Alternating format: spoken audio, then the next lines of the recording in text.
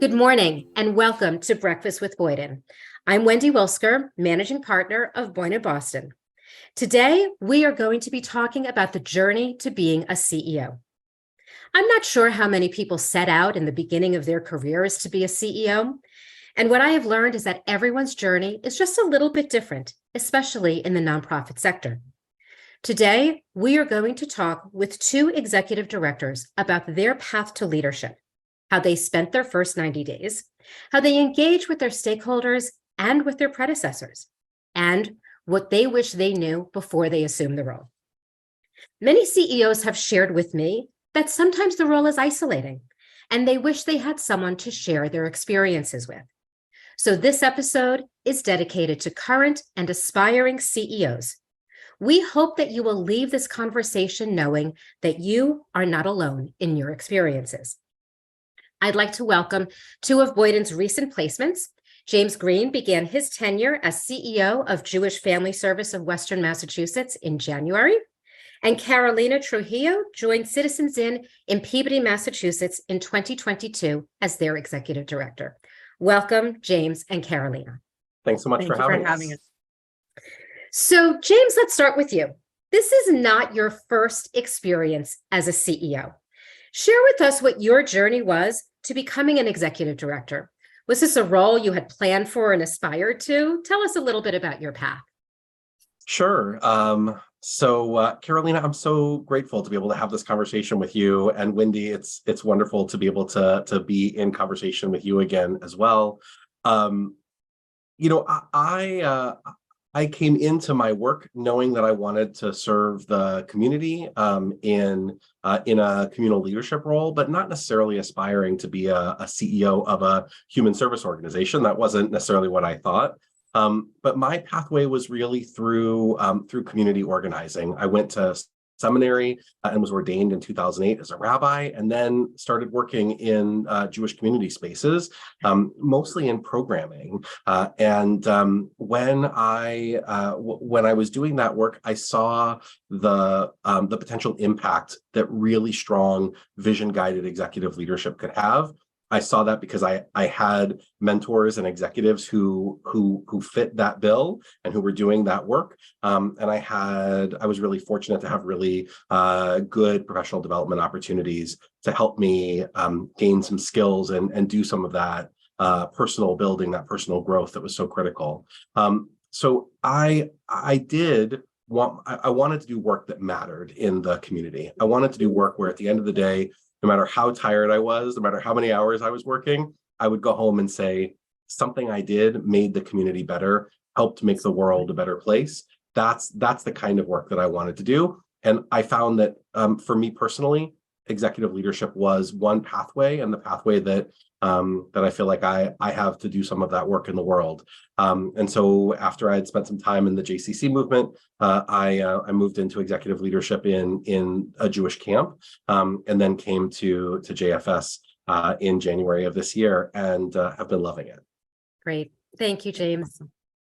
Carolina, I remember our first conversation. You were recommended to me by a mutual colleague. And when I shared this opportunity with her, this person, without hesitation, said, Carolina Trujillo would be perfect for this role. What did you think when I called you? It was an interesting way of getting a hold of me. But I so much appreciate the opportunity to have those honest conversations. Even though my impression was that we were going to talk about leadership and identifying leadership within the community that I'm very familiarized with in the North Shore. It ended up being me, but I think that which was, but I agree with James in a lot of things that he just mentioned. And I am also happy to be here with you, James. I think it's great. And I think that what mostly matters to me is that at the end of the day, I believe in what I'm doing, that I believe that I'm not only leading the organization, but that we are making critical changes in people's lives every day, every step of the way. For me, that is critical. That's what gets me going the next day, moving, and really helps me keep my vision and my focus clear on where I want to go. because for me, people are the most important. Service is the most important. Making an impact is the most important. So I think that that has been the most rewarding part of this journey, has being able to be part of an organization that has that type of role, does that type of impact, has that type of impact with the people we serve daily. And it's not easy, and it's not all peaches and cream. Of course, when you see a job description and you're like, yes, I like this and I like that, but when you go into the organization and you kind of like start absorbing what the operational model is and who does what and how do they move and what makes them tick, like it's a very different rhythm. Like you're ready to dance salsa and they're dancing pachanga, which is what? So you have to adjust. Yeah. Yeah. So, So that's a great segue when you talk about, being in the organization. There's a lot of books and articles written about your first 90 days. yeah. Everything that's written is really nice. And then, you get there. So tell us a little bit about how maybe you planned for your first 90 days and then what you experienced during your first 90 days. So for me, it was critical that I understood what we did and what role every person played in the organization.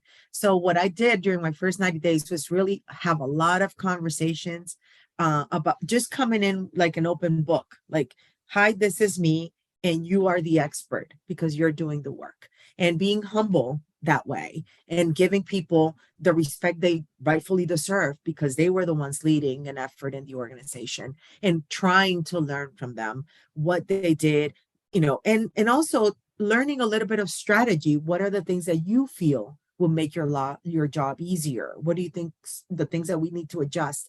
So I think that during my first 90 days, and I don't know if it was the same with you, James, there was a lot of kind of like information gathering per se, and really getting a sense of where we were, who we were, and understanding kind of like our position in the world, not even building strategy at that point, but who we were in the world, in the ecosystem that we are in and are part of. So I don't know if James, if that was your experience, your first 90 days.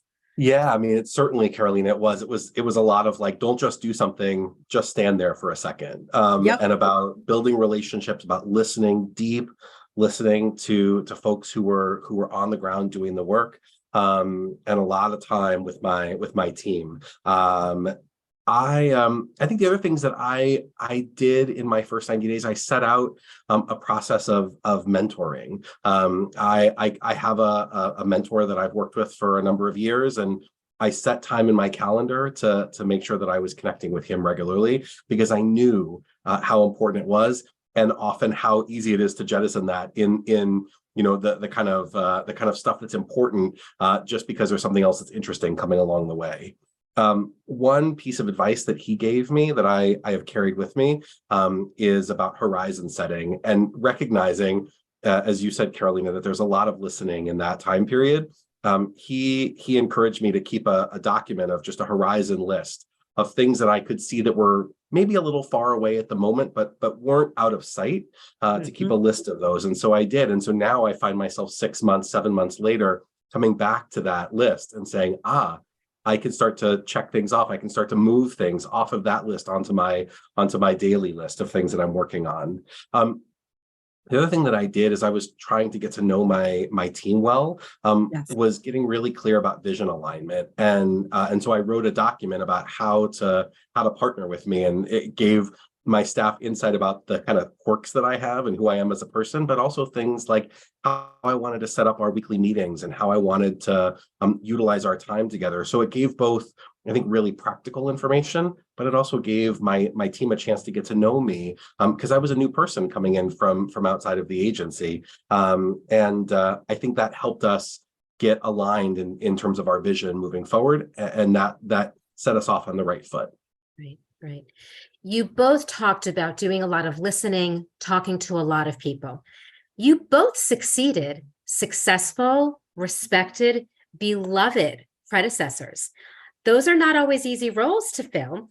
And both of your predecessors had given some, really good lead time in terms of their departures, in terms of their retirements.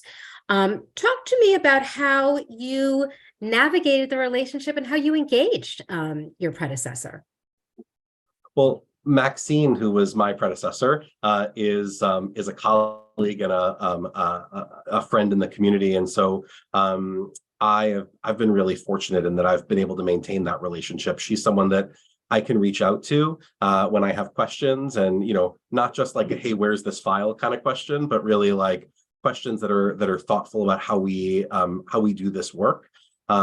And I think that one of the things that was really great, that I was really grateful for about Maxine, that I remain grateful for, is that she really made space for me in the community. She prepped the board and the staff and laid a lot of really important groundwork that allowed me to step in with my own identity, with my own vision for the work and for the organization and the community. And just, she was really gracious about making space for me in that pathway, and it has allowed us to maintain a really wonderful relationship. So we've had breakfast and coffee before the transition and after the transition, and she's someone that I think of as being a real leader in the community, and someone that I'm grateful that I have the opportunity to continue to be in relationship with.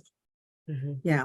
In my case, it's very similar. The person that was my predecessor, his name is Corey, and Corey is a beloved person in the Peabody community. They born and raised in Peabody, parents, so everybody knows him since he was little. That said, I think when I started, Corey stayed for a week and a half and helped me navigate the filing system, the drive, just the basic. He had prepared a binder full of a wealth of information with strategic planning. These are our board members. These are kind of very specific stuff that really helped guide me through navigation of who we were as an organization. That said, it's been very pleasant to have him around. He's also introduced and opened doors for me. For example, now I'm a Rotarian. I was never a Rotarian, but because Corey invited me to be part of that, I am now a Peabody Rotarian, which I've appreciated that being part of that group, because it's really meaningful purpose. And it aligns with who I am as a person. I'm also in the board, the Chamber of Commerce, the Peabody Chamber of Commerce board. That's something else that he's part of. So we still navigate the same circles, because he continues to work in his new role in his Sarah J. Consulting Company. He continues to obviously foster these relationships because they are his professional network. So it's been interesting, because sometimes when we started, they would say, "Oh, Citizens Inn has this," and he would kind of like normally he would say, "Yes, they're going to be doing," and I would look at him like, "What are you doing?" And we had this conversation, and he said, "I'm so sorry. I am so sorry." And I said, "Well, I don't like to be undermined, but not only that, it makes me look really incompetent." And he said, "Absolutely. That was not my intention. I was trying to help. Absolutely." And then he was cognizant of how that bothered me, and he stepped aside and very respectfully has allowed me to now build this persona. Recently, we had an event, and somebody said, "Oh, you're the one from Citizens Inn." When you start being identified by the community as the leader of an organization is when you really can tell, all right, now they've acknowledged that there's new leadership. So I was very pleased. I'm like, "Yes, that is me." Nice to meet you. So, but it was a smooth transition, but in a way, because of the overlap, it was a difficult one. Yeah. No, not to anybody's intention of doing wrong to the other. It was just difficult. There should be more written about leadership transitions, right? And succession and this kind of warm handoff, right? And that welcoming and introduction. Because I think all too often it's like one person starts, the other person stops, right? And that's not how it is. Yeah. But that's also a good segue. As I said earlier, many people have shared that, your days are filled. You're talking to people all day long. Everyone wants your attention. And the role of being an executive director, a CEO, is at the same time a bit isolating. James, you mentioned having a mentor. How have you kind of found a person, other CEOs? How have you found your way so that you don't have that sense of isolation? Yeah, I think that you're absolutely right, Wendy. It can be complicated stepping into this role and feeling like you're kind of out there on an island. I'm really lucky in that there's a professional network. There's an association of a network of Jewish Human Service agencies that my agency is part of, and so there's a built-in kind of network of colleagues that are connecting and asking those questions. That relationship has been really critical for me as someone stepping into this work. I think that other colleagues that we carry with us the relationships that we build in our careers, and so I'm really fortunate. A number of years ago, I participated in a fellowship with the Mandel Institute, and that cohort of colleagues still comes together every year. In fact, I was just there with them last week, and those relationships have remained very important to me, because when I have questions about the role, questions about how I articulate vision, questions about the kind of work of what it means to build community, there's a network of colleagues that are there who are working all around the community in lots of different kinds of agencies that I can turn to for advice. I think the other piece of relationship that I want to name really clearly is the relationship with family. My partner, Jen, keeps me deeply grounded. And if she couldn't, my two children certainly bring me back down to earth every once in a while. And I think that those core relationships with family have been important to me throughout my career, and remain really important in this role, because when I come home, they can see the importance of the work to me, and they see the importance of what it means to be doing this work in this moment in time, and to be contributing to a vision of a better, more welcoming, more inclusive community. Yeah. Carolina, I mean, I imagine much of that is the same for you, but I'm curious about kind of the particularities, the way that you experience that kind of isolation, because it's the same networking isn't necessarily always there. You know what? It takes a village, but we have to understand that not everybody is your people. So it's important to understand that and be okay with that. And I think that in my case, I brought in also a group of colleagues that I trust them completely, not only as people, but also their skill set is stellar. So I can bounce ideas off of them. And I don't have a mentor precisely, but I do have a village of people who I can contact. And I do agree with you. I think that it's critical that in this role, you have people who are your sounding boards, who are your check to earth, kind of like, where are you? You're flying over here. We need to bring you down. This is Earth. Let's try to solidify your ideas, and let's try to rationalize what you're thinking. And I think that those critical thinkers are your people, and you need to have a couple of them in different fields to be able to move in this world. Because yes, when you're at your organization, you have tons of people around you. You build relationships that you hope are built, have a foundation of trust and transparency, but at the same time, you're always carrying your role. And sometimes it's very difficult because there's cultural nuances in there. And like part of what I've learned that is difficult for me as a Colombian immigrant is that in my culture, the closer you get to people, the more you disclose about yourself. So they get to know about your life, your kids, da, da, da. This culture is a little different, and there's the TMI, like too much information, or 8 degrees of separation, or the bubble, or like this whole sense of protectiveness around self, that it's hard to navigate sometimes because it makes it even more isolating. You want to build relationships that are meaningful, and that's why you want to say, okay, I have a son who's 22 and he's in college, and but sometimes you have to understand that that you have to be part of a culture that's not yours.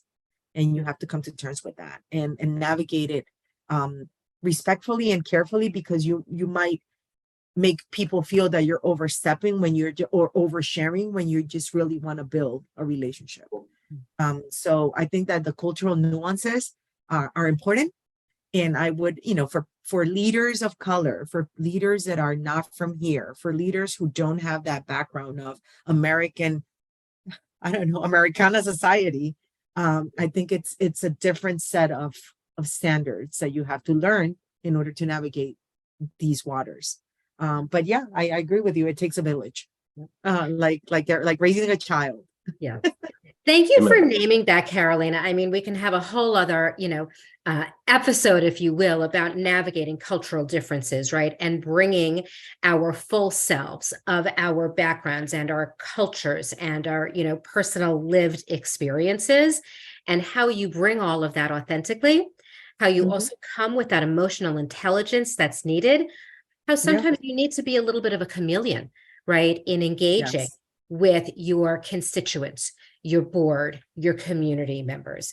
But I think what I'm hearing both of you saying is the importance of what I like to call your personal board of advisors, people who you kind of collect over your career, who become your go-to people for different things. Some people call them a kitchen cabinet, some people call it a board, and that takes nurturing, right? I think working, in the nonprofit sector in different roles, right? You're managing your boards, and that takes a lot of emphasis. But I also think spending that personal time to take care and to nurture your own personal board of advisors is just as important. And having people that you can say, gosh, this is what I'm experiencing is so different from, my own personal culture. How have you navigated this as well? Right. Wendy, I think that the idea of like that kind of brokering of relationships across organizations and across sort of periods of your work is really critical. And I appreciate you framing it in that way, that sort of like kitchen cabinet of folks. I wanted to say that, to name that.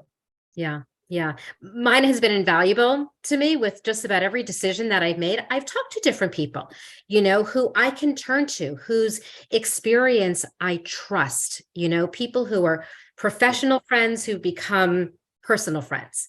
And I think that, as you kind of grow in leadership, it's so important to have those people who are in the similar kind of work that you're in, who you really trust. And also, just wanting to add to that point, I think that these are the people that are bringing your name, like in my case, to tables that you were not invited naturally and organically to belong to. And, your name is brought in, and now you have, they're opening all these doors for you. And those are really the people who are going to help you move in a direction that is going to be, enriching for your career. So I think that not only be, that sounding board, that backbone, your kitchen, I think that it are these people who are going to help you propel your career in a direction that's going to always be kind of like equally to growth. So it's critical to have them. Well, and it's interesting because, here's kind of a message to aspiring CEOs, right? So James talked about the network of Jewish human service agencies, right? And a place where people will do networking and sourcing. Carolina, I found you through Amplify Latinx. I reached out to the CEO and I said, let me tell you about Citizens In. Your involvement with Amplify Latinx was so important. And I think that especially in the nonprofit sector, if it's by the types of organization, if it's by your own personal cultural affiliation or chambers of commerce or community, it takes time out of your very busy schedules to participate. But it's so important. The network annual conference, James, that I'm sure that you were at, those are all so invaluable because you just don't know where it's going to lead to. So that comes to, our final question is, what do you wish someone had told you before you assumed this role of executive director or CEO, or now, in the role almost a year, 6-7 months, like, gosh, I wish I knew that. I'll let you lead, James. Thanks. I think a couple of things. I think that I wish someone had invited me to have more compassion for myself in the work, and recognizing that I wasn't going to do everything right, as much as I aspired to that, that the learning curve was really steep, and that I needed to have compassion for myself in that journey. Um, I think I really wish someone had come to me and talked about the kind of the way to balance the kind of internal work. And I know, Carolina, you and I talked about the depth of the internal work and kind of early work in the external relationships, really thinking about how we balance both of those at the beginning, that both are important and in really different ways. But I wish someone had sort of nudged me in that direction. I wish that someone had reminded me about the importance of rest in the transition process, and just really making sure that I was taking time to take care of myself. I thankfully did have my partner sort of whispering in my ear to say, this is important. You need to pay attention to this. You need to take time to gear up for this work, because it was intense and lovely and complex and wonderful. And I think I wish that that someone had sort of sat with me and said, like, you're not going to have all the answers, and at the same time, like, all of the wisdom, all of the capacity, all of the goodness that's necessary to work in this organization to make that happen, all of that is there, right? Even if it's not all in the right place yet. Like, that was something that I think I really would have benefited from. But I think I'm sure there's more, but that's what's like at top of my mind at the moment. How about for you, Carolina? What's on your mind in that way? I agree. It resonates a lot with me, what you're saying. I think that the most important part out of all of them is that, the realization that I'm not going to change. Rome was not built in a day. I'm not going to change an organization and the culture and everything that I want to do in a day. As quick as I want to move, I need to pace myself. And I think that that's who I am. I want to come in and I want to fix and I want to do, and I have a million ideas and I want to implement them. So I think that, part of that learning curve is really to pace yourself and really identify and prioritize what are the things that we can do now, what are the things that need to be put on hold for a little bit. And sometimes you just need someone to pull you back to reality and say, breathe. Tomorrow you're going to have an extra 8 hours to do this, or 10 or 12. Give yourself some grace, go home, eat, like, balance that out, because I agree with you. I think that the sense of proving your worth, the sense of proving to others that you're working as hard as they're working, and the leader, like leading through example, like I'm putting my heart and soul into this. The problem is that you have every aspect of the organization is on your shoulders, not just one piece as they have. So they work on one piece of the organization. You have to really work on every aspect, and really balancing the outside exposure versus the inside, and what is the right amount without being burned out in the process. So I think that, yes, I agree with you. I think that the most important part for me was more of someone telling me, give yourself some mercy, give yourself some grace, and allow yourself to learn, absorb, take your time. I was an athlete. I was a sprinter. So for me, quick races are, what's going to get you the medal. This is not a sprint. This is a marathon. You really need to pace yourself in order to complete. And I think that for me was, I needed that. I needed that to avoid burnout. Right. Thank you. So it is a tradition at Breakfast with Boyden that we wrap up by asking our guests to share a meaningful cup of coffee or tea that they've had with someone, perhaps a mentor, a board member, a client, a donor. So James, I'll ask you to start and share with us what sticks out in your mind as far as a memorable cup of coffee that you've shared. Wow. I think about two pieces, if I can indulge in one extra. The first is my first date with my partner. Now we've been married for 18 years. of sitting with her and having coffee for the first time, and sort of seeing in that moment the life transition, and what that has meant to my journey. So that is perhaps the most important. Second, I think is when I worked in the JCC movement, I was sitting having a cup of coffee with a senior colleague at a conference, and she said to me, "Have you ever thought about stepping into an executive leadership role?" And I had never given that consideration. I really loved the programming work that I was in, and really thought that was kind of the space that I wanted to be working in. And she reflected back to me this sense that visionary leadership, vision guided leadership is really important, and she saw the capacity for me to lead in that way. Even though at that time I hadn't yet seen that in myself. And I think about the way in which that one conversation changed the trajectory of my career as I look back at it now, 10 years later. Hmm. Carolina? For me, one of the most influential people in my life was the person who raised me, which is my grandmother. And in Colombia, at 3:00, you always have coffee it's called el algo, the something. And I think that those little cups of coffee in Colombia, you drink coffee since you're an infant, by the way. Those little cups of coffee allowed us to connect. And there was so much wisdom that person within my grandmother about life, about living, about journey, about career. And she never went to a university. She never received a formal education, but she was so immensely wise and compassionate.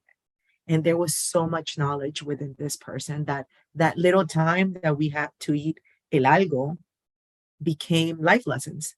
So if I remember, my grandma passed, it's going to be a year, it's going to be her first anniversary. And if I remember, I think that those are the most memorable coffees that I've ever had. And I don't think that nobody, even though they might be the most amazing, Obama, I want to sit with President Obama or Michelle Obama. Like those are coffees that I would love to have.